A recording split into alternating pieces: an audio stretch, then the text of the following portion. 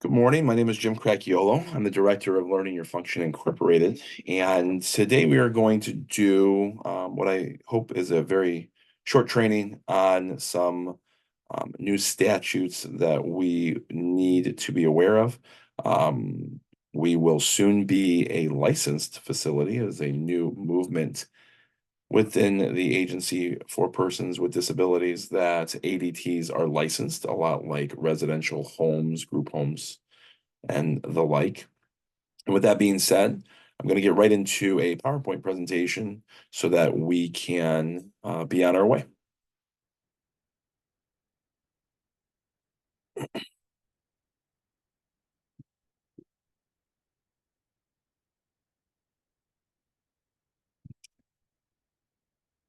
Very good. Sorry for the delay. Let me see here. And here is the PowerPoint that we will be going over. Very simply, it is our emergency management plan. Okay. And I think it's all about preparation. It makes a lot of sense that um, being prepared and talking about these things before they happen allow us to be as successful as possible when they do happen. So, um, basically, it's very, very important to um, be part and of a team when these emergencies do happen. So basically, broken down an emergency response plan or management plan requires three things: preparation, response, and recovery. And so when we talk about this, emergencies are prepared. When emergencies are prepared for, our response is far better organized and executed. Um, Practice makes better.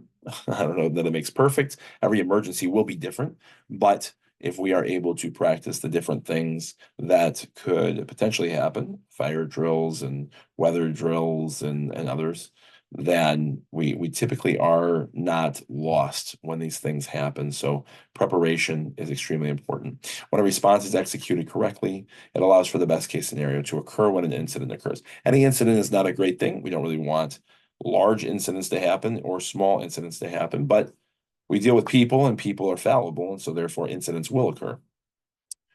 When we have an execution of a response, whether that is somebody requires the AED, or somebody needs CPR in a health emergency, or in a weather emergency. We have a tornado watch or a tornado lands, touches down by one of our sites. It's important to have some type of preparation for that so that the response is executed as well as possible so that you limit the issues. You limit damage to people, damage to property, damage to yourself, et cetera, et cetera. So it's very, very important to respond correctly. And in order to respond correctly, you have to prepare correctly. So recovery, the last portion of the emergency management plan. Recovery is necessary after an emergency so that improvements can be made for future incidences. You know, when something happens, to recover from that means that we are correcting things, we are overseeing things. We're not doing the hindsight 2020 vision, all of that. We're not saying it would have been different if, we're saying in the future when something like this happens, what can we do to ensure that we have a better case scenario that comes out of it? There might be something during recovery that involves a cleanup. The recent hurricanes that came through, there was a lot of cleanup that had to happen. There was a lot of linemen that had to go out and fix electrical poles and things like that. So that recovery happens after an emergency, and it's to potentially make the future process of response better. Plan activation, these are the different parts that we're going to go over here. They all work together to make sure that a good response, that plan is in place so that the response is one that makes sense. So communication, preparedness measures, evacuation procedures, and hazard procedures. We're going to go over those now. Communication overall, if there is an emergency, you're going to get information. Something happened, you're going to get information. It's going to come from either program directors or campus directors, or sometimes resource staff. This again can be small scale, something that specifically involves your classroom. It could be larger scale, something that involves the entire campus. Could be the entire program that involves all four campuses. I hate to use the recent situation here, but we recently had to do a lot of communicating when we had an impending hurricane coming our way. We were able to communicate those things. Communication happened at a lot of different times throughout the process. So communication is very, very important in order to keep ourselves all in the loop of what's happening. And then for us to disseminate that information appropriately. If we cannot communicate directly to you over the radio, we'll be communicating to you electronically. Many of the campuses utilize walkie-talkies. They are very, very helpful. If there's a situation that doesn't allow us to come to you and tell you directly, or using those walkie-talkies, then we will communicate with you electronically, either text or email, the phone, etc. It will typically, and I bolded typically there, be the responsibility of administrative staff to escalate the emergency to outside agencies. We have an emergencies and the police need to be involved, or the fire department need to be involved, or the medical, we need medical response. But this is not always the case. If there's a situation, and we've talked about this before, response time is very, very important. If there is a situation and you feel as though that the emergency is one of dire concern, that could be a health thing, call 911. Everybody has a cell phone now. Borrow a cell phone, whatever it is. I'm telling you that most of the time, and I guess once you've been in those situations several times, I have been in those situations several times, other program directors have been in those situations several times. Err on the side of caution, but at the same time, if it's something that you're unsure of, you can call somebody, program director, resource staff, etc., campus director. Can you tell me, you talk it out with them, but if it's something that is an emergency that needs immediate assistance, then calling 911 is not a bad thing. And I'm going to tell you that I've done it many times at this point. And it's never been a negative thing. If it's something that turned out to be nothing, the response team shows up and we tell them, I apologize, but here's what happened. And they typically understand. So, like it says, it will typically be the responsibility of administrative staff. But if there is a dire emergency, we need you to be that first responder and we need you to call 911. So, preparedness. So, there's always ways to prepare for potential emergencies that arise. I know that when I walk around, I'm always assessing the risk of different things at our campuses, whether that has to do with a tripping hazard, something very, very small, or a fire hazard, something that could turn into something really big. Different threats. I keep an eye out for what's going on our campus. We look out windows. We know who's on campus. All of those things. So it's very, very important to, especially as program directors and campus directors, to be assessing risk, but even as a classroom teacher, to be assessing risk that might be happening in your classroom, and bring it to our attention. It's always typically when you're assessing risk, there's time to then say, okay, how do we change the situation so that there's less risk allowed? There's always an inherent risk when you leave your house in the morning and you decide to go somewhere else and do something. When you get in your car, there is risk. But there's a lot more risk when you have bald tires, a dying battery, a bad alternator, and an engine that's ticking versus a car that works.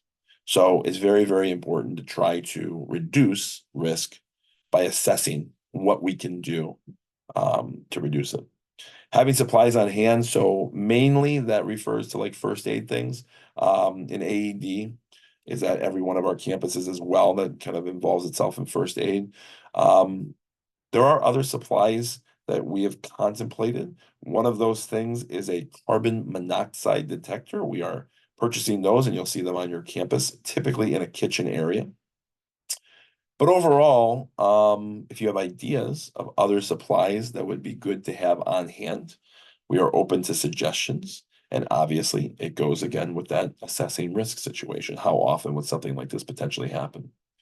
Drills are a great way to prepare your students, um, regardless of what the situation might be. A fire drill, we did one the other day, and we typically try to have them a couple times a year at the different campuses. Sometimes we kind of, you know, forget, or time kind of flies by because we're so busy doing so many other things.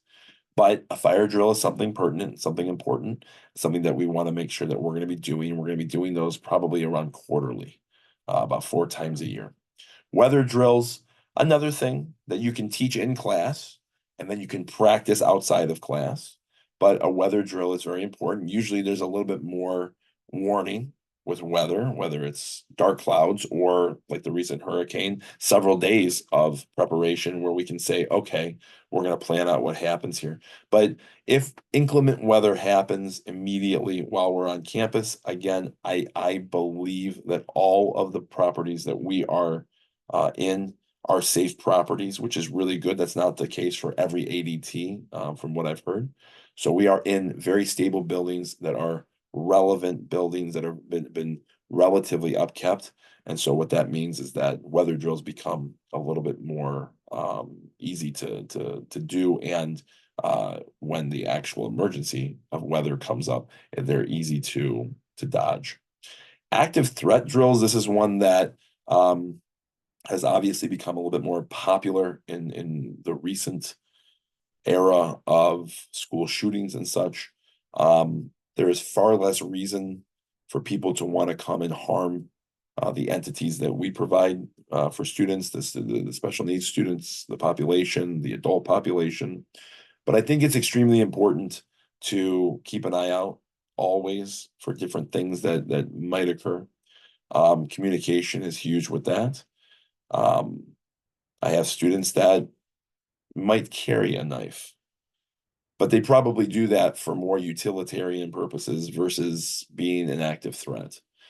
At the same time, if somebody's bringing things that are extremely inappropriate, having those things during the day and then returning those things to that individual makes a little bit more sense than them having them on their person throughout the day.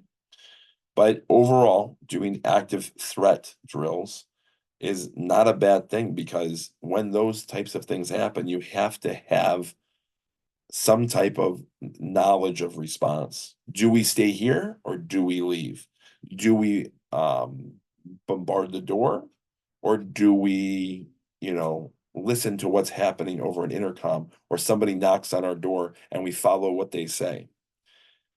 Those are a little bit different. We're going to talk about those in a moment. Evacuation. So this is the idea that we are exiting from an area to another area. Students have several different route potentials throughout their schedule. If they are in their classroom, they're going to be exiting out the closest egress, the closest safe egress, depending on what that is. If you're at our Land Lakes campus, there's several egresses typically. If you're upstairs, there's several egresses if you're downstairs. If you're at our Newport Richey campus, the same is there. If you're at our Clearwater campuses, the same type of thing. If you're at our Tampa campus, there's doors on, there's 2 egresses per classroom. So it's good to have a knowledge of what you should do when, an evacuation is necessary. Another piece to that is, what happens if the students aren't in their classroom? What happens if they're at lunch? Where do they go then? So student knowledge and practice is a good thing. Talking about these things openly is not a bad thing for our students.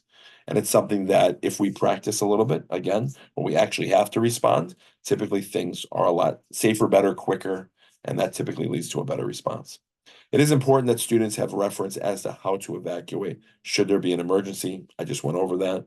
And it is important that staff have assessed their students' mobility needs in the event that evacuation needs to occur. So not only do we have to figure out where we're going based on where we are, but we also have to figure out who needs more help doing it.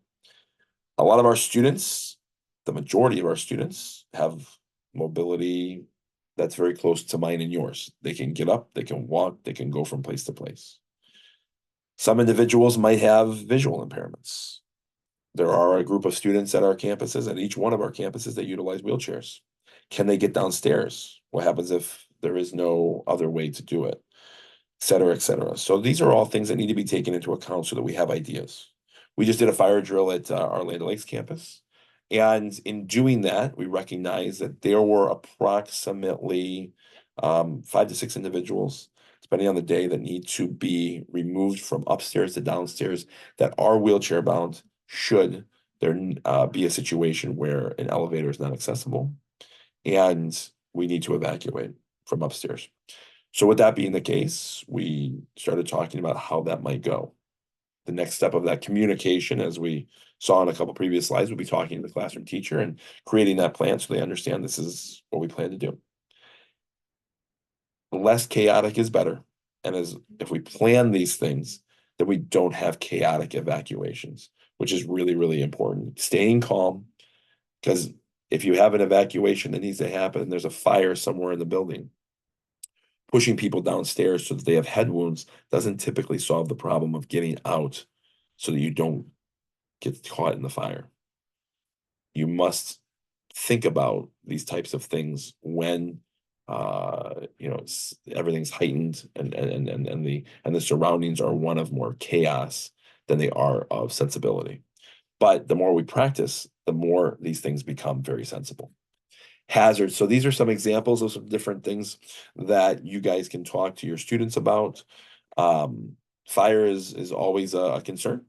And I kind of just very simply put some order of operations in some of these things. There are pull stations at the majority of our campuses, so obviously alerting other people throughout the building of this situation. So the pull stations are very important. There are extinguishers. We're not in residential complexes. There are extinguishers all over the place. We have to upkeep those from year to year. So if there's an extinguisher and there's a use for it, extinguish the fire. They're very effective. Exit. It's very important to exit and to count. So we want to make sure that we have the entirety of our classrooms when we decide to exit for the purpose of a fire or other hazards. Weather, monitor, secure, exit if necessary. The nice thing again is that we're pretty aware of when weather's coming in, whether it's from your cell phone or a week-long notification that a hurricane's coming in. So we know about most of those. If a hurricane's coming in, like we did, we're typically not on campus, which is very, very helpful. Sometimes we have no-name storms that come and they're quick and they're vicious. But for the most part, we're securing. So we might say, hey, we're not going outside for the time being. Worst case scenario I can think about in a campus, maybe like Clearwater or Land Lakes, is that we don't have people upstairs, maybe. Maybe outer buildings aren't used. In Land Lakes, we don't currently use the outer building, but just things that campus directors think about so that things can be secure. And then again, if there is a major problem and we need to exit, then you exit. What those situations are would be damage to a certain part of the building or some type of some issue. Exiting would probably be not the case in most weather situations. You would usually hunker down, but if it is necessary, then that's always an option. Active threat, locking down, which means kind of barricading yourself within an area, whether that is a classroom, some other areas on campus, closet, whatever it is. Calling 911. Again, that's something that we typically do as program directors if there was going to be an active threat on campus. I think it's always a great idea to try to assess if an exit is possible in a situation like that. Getting away from the threat is typically one of the most successful ways to be successful in an active threat. But sometimes waiting is necessary. So an active threat really has a lot to do with the specifics of the threat. And a medical emergency, something that we have all dealt with, whether it's personally or professionally.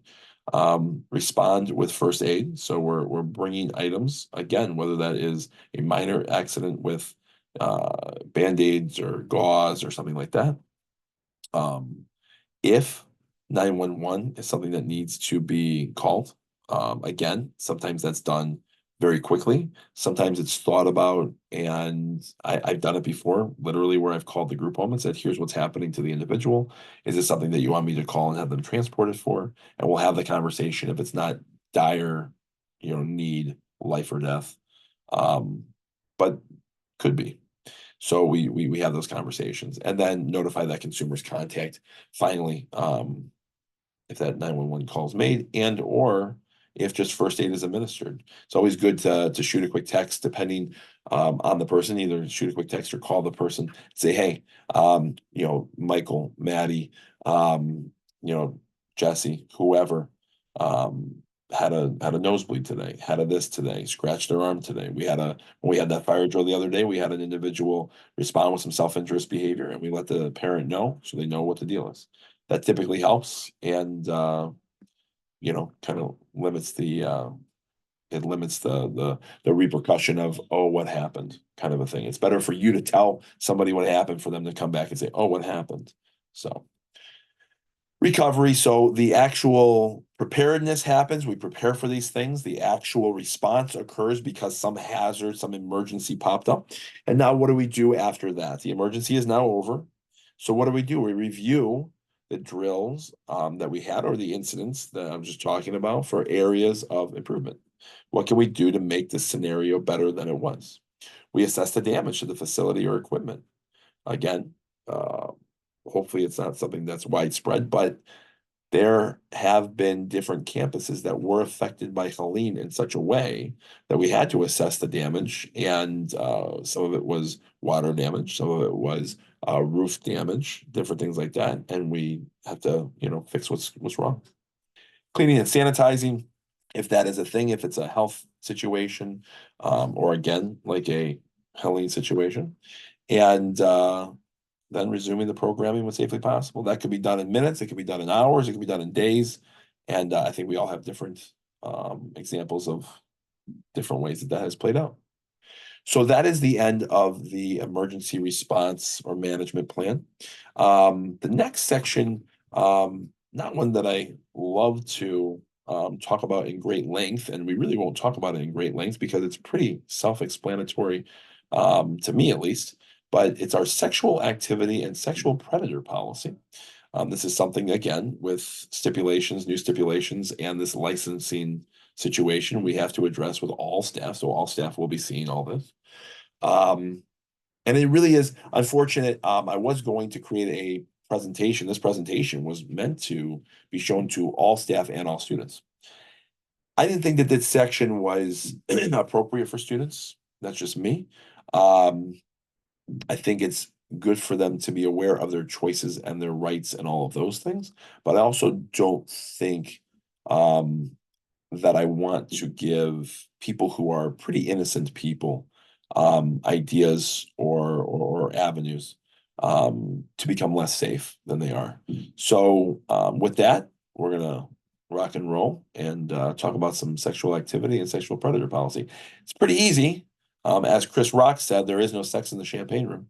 That's basically the policy of Life Inc. Sexual activities of any type are not, I'm going to grammatically correct myself, are not permitted as Life Inc. is a public place. Guys, to me, there's no difference um, at Life Inc. than there is at Publix. We're in a public place. And therefore, since you don't have sex at Publix, our students will not have sex at Life Inc. It's that simple. Now, some people don't think about these things, but in a group home, students have the right to have people in their bedrooms, have the right to do as they wish. I believe that that is a slippery slope. I believe that in some situations, things can be misconstrued, problems can occur. Thankfully, I don't own any group homes, so I'm not in any type of conflict with that. I know that at Life Inc., it being a public place, that there are places for shopping like Target or Publix, And there are places for learning, like Life Inc. And that is what we are. We are a place for learning, not a place for sex. Boundaries must remain professional between staff and students. Sometimes when we think of sex, we think about only students with other students, but I'm saddened to say that it would not be the first time if a student decided or a staff engaged in a relationship with a student. I know that wouldn't be a first in the history of ADTs or the history of special needs people. So, with that being the case, again, just like there is no sex in the champagne room, there is no sex at Life Inc., and there is no relationships with staff between staff and students. It's that simple. Um, if that were to be the case, it would be seen as an exploitation of the individual, as it says on the third bullet point, and abuse, and it would be a mandatory reporting situation. That is something that we would um, fill out and do and make sure was prosecuted to the highest extent. Because when we are given the responsibility to help people, um, it is not the responsibility to take advantage of them. So, with that being said, when you are in a position of power like that, um, there is no situation that warrants the idea that you would have a relationship with a student that is beyond one of professional nature. Sometimes the things that we talk about with students, um, I have had these conversations with students before. They might go into um, some topics that seem like they are borderline, but I try to take the approach that it is me mentoring that person to make a better choice than they are making. And so if they come to you with a problem, I have no issue with a proper mentoring relationship. But when those things are taken advantage of, that is exploitation, very simply. Overall, response to a situation where sexual activity occurs, whether that is student to student or student to staff, there is a response necessary, just like a hazard. Confidentiality, so only those individuals that need to know will know about what went on or what happened or whatnot. Our students typically who are interested in the Department of Sex are typically more forthcoming with information and like to share it with everybody because typically it's an attention-seeking type of activity. Might be pleasure-seeking as well. But for the most part, it is our job to try to keep things as confidential as possible. Having an incident report involved, that's something that we do at the managerial level. Disciplinary actions, if it's something that has to do with students or staff, disciplinary actions can take place. And last but not least, staff training. There was a time that we had an individual who, while he did not have anything on his record, he had a more predatory nature. I would have staff trainings, and I would specifically tell staff with a picture of the individual and say, this is an individual you need to watch out for with your female students. And I am very serious about these types of things because I demand at the very basic level that our students are safe when they are at Life Inc. And this involves safety. So it is definitely something that I'm very adamant about. Sexual predators. So the FDLE, Florida Department of Law Enforcement, keeps a record of all sexual predators. This is a new, again, I keep talking about these stipulations that they are that all of these presentations today are based on. There is this registry when you become a sexual predator or a sexual offender that you must register, and then you are put on a registry. And this registry is in the FDLE. I'm going to show it to you in a minute. But all sexual predators within a 1 mile radius of each program, I have to make you aware of those. So by making you aware of those, it ensures your awareness and vigilance. In the congratulations, Newport Richie, you have the most sexual predators slash offenders of anybody else within a 1 mile radius. Land O'Lakes has two. I I believe that Tampa and Clearwater are tied at 4, and Newport Richey has 17. So, with that being the case, I will show you how to look at this map. It is going to be your responsibility to bring up this map at some point, to look at it, to look at the photos of these people, and to just help you be a little bit more aware and vigilant. This is the rules. We are following them, and I appreciate your time and effort that it takes to do this. So really quickly, I'm going to show you what that looks like. Let me bring up Google. It's a very simple process. I would personally Google search. Um, I would Google search FDLE, sex offenders or predators or whatever you want to do, and you go to the search icon. I think you'll typically come to this home area where there are 2 columns. You'll see here when it goes. Takes a minute. For some reason, this website takes a little while. There you go. And so we don't tip unless you want to look up somebody. You can look up the offender search, but the neighborhood search is what you'll be doing. Another way of doing that is going to search and neighborhood search. So I'm going to just use an example. The address of Land O'Lakes campus is 2017 Regler Road. We are doing it within 1 mile. If you need the address to your campus, just let us know. We'll find it for you. You search.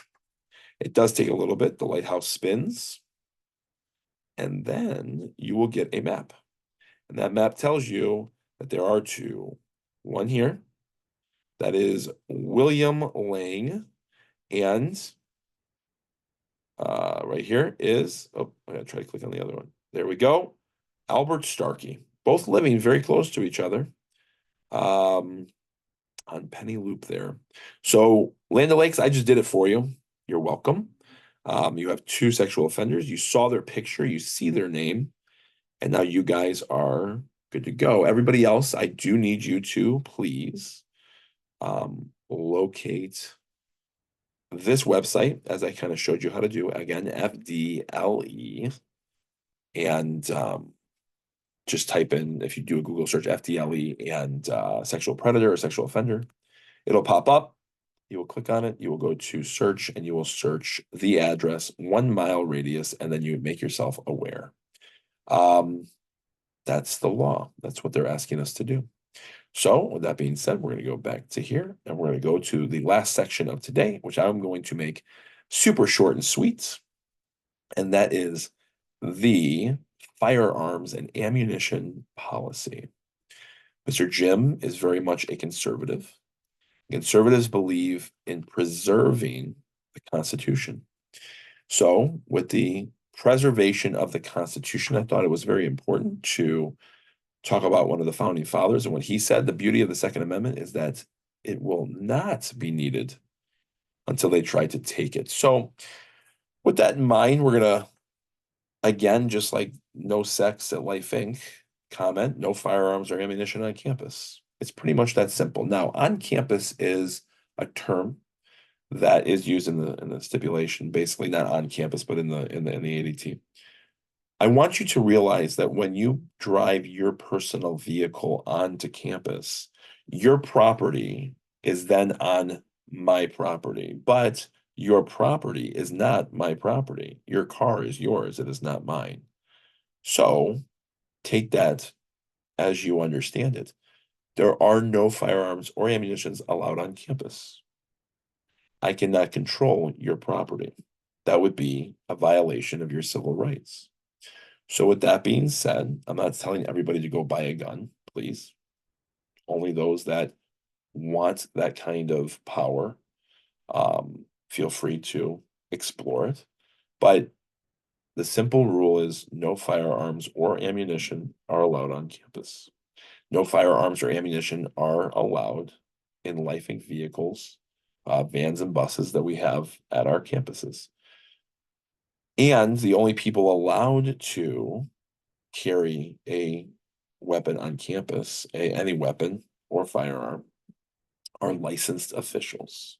Nobody that I know that we currently employee is a licensed official. If you have questions on that, I can answer it for you. And if it's something that you're interested in pursuing, we can talk about it. But for the most part, it's very simple. Just like no sex, no guns. With that being said, I'd like to go to the last slide of our presentation today. It is important for all staff to complete this training.